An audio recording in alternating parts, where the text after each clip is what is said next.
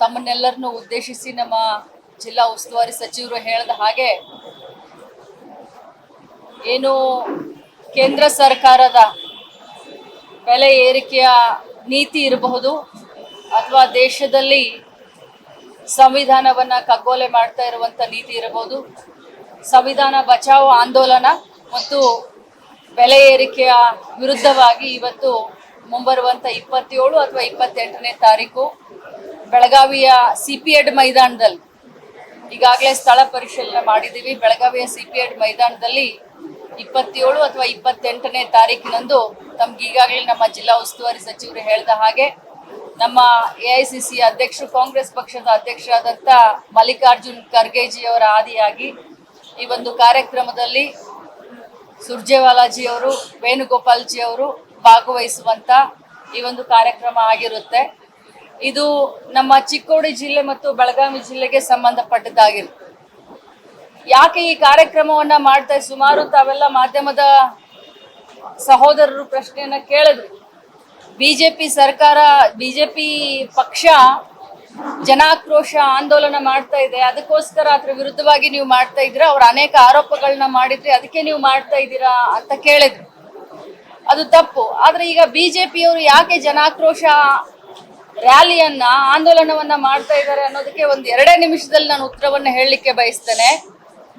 ಬಿಜೆಪಿಯವರು ತಮ್ಮ ಒಳಗಿನ ಏನು ಬೇಗುದಿ ಇದೆ, ಒಳ ಜಗಳ ಇದೆ, ಇವತ್ತು ಆ ಜಗಳವನ್ನ ಮರೆಮಾಚಲಿಕ್ಕೆ ಹೋದಲ್ಲಿ ಬಂದಲ್ಲಿ ಎಲ್ಲ ಅವರ ಕಾರ್ಯಕರ್ತರು, ಅವರ ಪಕ್ಷದ ಕಾರ್ಯಕರ್ತರು ಅವ್ರನ್ನ ಬೀದಿಯಲ್ಲಿ ಅವ್ರನ್ನ ಉಗಿತಾ ಇದ್ರು.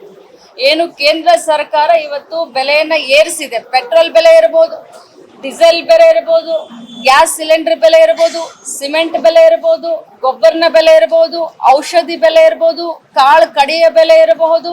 ಪ್ರತಿಯೊಂದು ದಿನಸಿ ಸಾಮಾನದ ಬೆಲೆಯನ್ನ ಹೆಚ್ಚಿಗೆ ಆಗಿರೋದ್ರಿಂದನೇ ಕರ್ನಾಟಕ ರಾಜ್ಯದಲ್ಲಿ ನಾವು ಗ್ಯಾರಂಟಿಯನ್ನ ಇಂಟ್ರೊಡ್ಯೂಸ್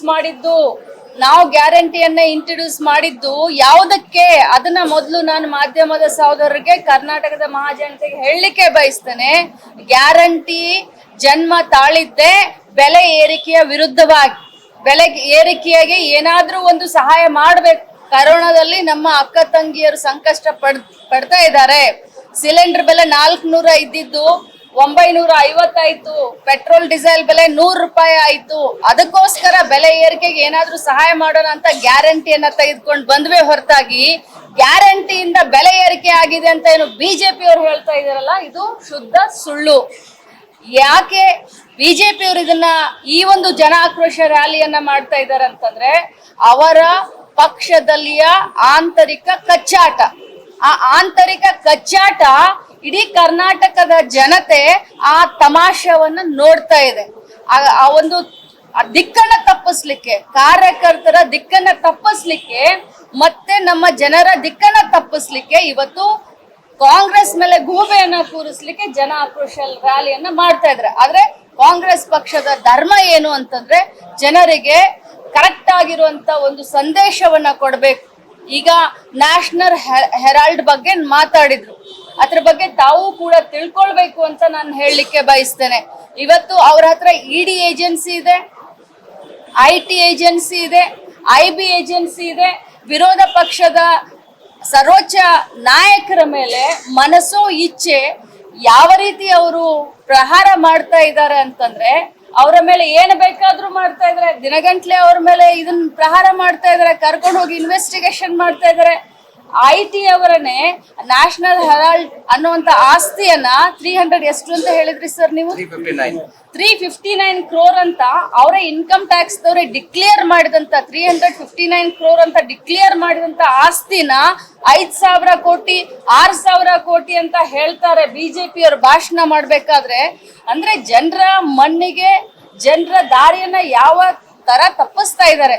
ಇದಕ್ಕೆಲ್ಲದಕ್ಕೂ ಒಂದು ವೇದಿಕೆಯನ್ನ ನಾವು ಬೆಳಗಾವಿಯಲ್ಲಿ ಮಾಡ್ತಾ ಇದ್ವಿ, ಜನರ ಎದುರುಗಡೆ ನಾವು ಇಡ್ತಾ ಇದೀವಿ. ಬೆಲೆ ಏರಿಕೆ ಆಗಿರೋದು ಬಿಜೆಪಿಯ ಆಡಳಿತದಿಂದ, ಬಿಜೆಪಿಯ ನೀತಿಯಿಂದ, ಬಿಜೆಪಿಯ ಕೇಂದ್ರದ ಸರ್ಕಾರದ ಒಂದು ಫೈನಾನ್ಸ್ ಡಿಪಾರ್ಟ್ಮೆಂಟ್ ಆಗಿರಬಹುದು, ಬಿಜೆಪಿಯ ಒಂದು ಏನು ಅದಾನಿ ಅಂಬಾನಿಗೋಸ್ಕರ ಸಹಾಯ ಮಾಡ್ತಾ ಇದ್ರಲ್ಲ ಆ ಒಂದು ನೀತಿಯಿಂದ ಅಂತ ಜನಸಾಮಾನ್ಯರ ಎದುರಿಗೆ ಹೇಳಲಿಕ್ಕೆ ನಾವು ಈ ಕಾರ್ಯಕ್ರಮವನ್ನ ಮಾಡ್ತಾ ಇದ್ದೀವಿ. ಮೇಡಮ್, ಇವಾಗ ನೀವು ಈಗಾಗಲೇ ಭ್ರಷ್ಟಾಚಾರ ಬಿಜೆಪಿ ಆಡಳಿತ ಅವಧಿಯಲ್ಲಿ ಆಡಳಿತ ಅವಧಿಯಲ್ಲಿ ಭ್ರಷ್ಟಾಚಾರದ ಬಗ್ಗೆ ತಾವು ತನಿಖೆಯನ್ನ ನಡೆಸಿದ್ರಿ. ಆ ವರದಿಗಳು ಬಂದು ಆದ್ರೆ ಸರ್ಕಾರ ಏನ್ ಕ್ರಮ ಕೈಗೊಳ್ತಾ ಇದೆ? ಒಬ್ಬರ ಮೇಲೂ ಎಫ್ಐಆರ್ ಆಗ್ಲಿಲ್ಲ, 40% ಅಂತಂದ್ರೆ ಅದು ವರದಿಯನ್ನ ಇದನ್ನ ಮಾಡಕ್ಕಾಗ್ಲಿಲ್ಲ. ಸರ್ಕಾರ ಆ ಭ್ರಷ್ಟಾಚಾರವನ್ನು ಸಮರ್ಥಿಸಿಕೊಳ್ಳೋಕೆ ಯಾವುದೇ ಒಂದು ಆಧಾರ ಇಲ್ಲದಂಗೆ ಆಗಿದೆ. ಜನರು ಈ ಗೊಂದಲದಲ್ಲಿ ಅದರ ಸರಿ. ಯಾವುದೇ ಆರೋಪಕ್ಕೆ ಯಾವುದೇ ಕ್ರಮದ ಬಗ್ಗೆ ನಾನು ಏನು ಹೇಳಲಿಕ್ಕೆ ಹೋಗೋದಿಲ್ಲ. ಬಟ್ ಒಂದ್ ಮಾತನ್ನ ಹೇಳ್ತೀನಿ, ನಮ್ಮ ಸರ್ಕಾರ ಸಿದ್ದರಾಮಯ್ಯನವರ ಸರ್ಕಾರ. ಯಾವ್ಯಾವ ಕರೋನಾದಲ್ಲಿ ಇರಬಹುದು ಅಥವಾ PSI ಹಗರಣ ಇರಬಹುದು, ನಾವೇನು 40% ಇರಬಹುದು, ಇದ್ರದ್ದೆಲ್ಲರದ್ದು ತನಿಖೆನ ನಾವು ಮಾಡ್ತೀವಿ ಅಂತ ಹೇಳಿದ್ವಿ. ಅದೆಲ್ಲದರದ್ದು ತನಿಖೆ ಆಗಿದೆ, ವರದಿ ಕೂಡ ಬಂದಿದೆ. ಆ ವರದಿಯನ್ನ ಕ್ಯಾಬಿನೆಟ್ ಡಿಸಿಷನ್ ತಗೊಳುತ್ತೆ. ಮಾನ್ಯ ಮುಖ್ಯಮಂತ್ರಿಗಳು ಅದ್ರ ಬಗ್ಗೆ ಡಿಸಿಷನ್ ತಗೊಳ್ತಾರೆ. ಖಂಡಿತವಾಗ್ಲೂ ಡಿಸಿಷನ್ ತಗೊಳ್ತಾರೆ.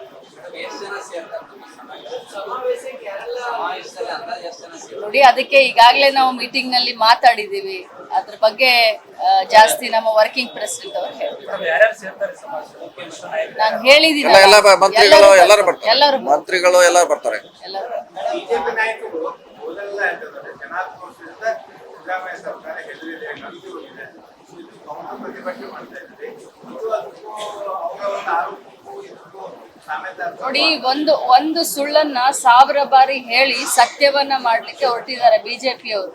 ಒಂದೇ ಒಂದು ಸುಳ್ಳನ್ನ ಸತ್ಯ ಮಾಡ್ಲಿಕ್ಕೆ ಹೊರಟಂತವ್ರಿಗೆ ನಾವು ಜನರಿಗೆ ಹೇಳ್ಬೇಕಲ್ಲ, ತಪ್ಪು ಸಂದೇಶ ಹೋಗ್ಬಾರ್ದು. ಏನ್ ಸತ್ಯ ಇದೆ ಅನ್ನೋದನ್ನ ನಾವು ಜನರಿಗೆ ಹೇಳ್ಬೇಕಲ್ಲ.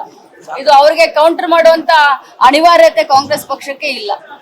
ಈ ವಿಡಿಯೋ ನಿಮಗೆ ಇಷ್ಟವಾದಲ್ಲಿ ಲೈಕ್ ಮಾಡಿ, ಶೇರ್ ಮಾಡಿ, ಸಬ್ಸ್ಕ್ರೈಬ್ ಮಾಡಿ.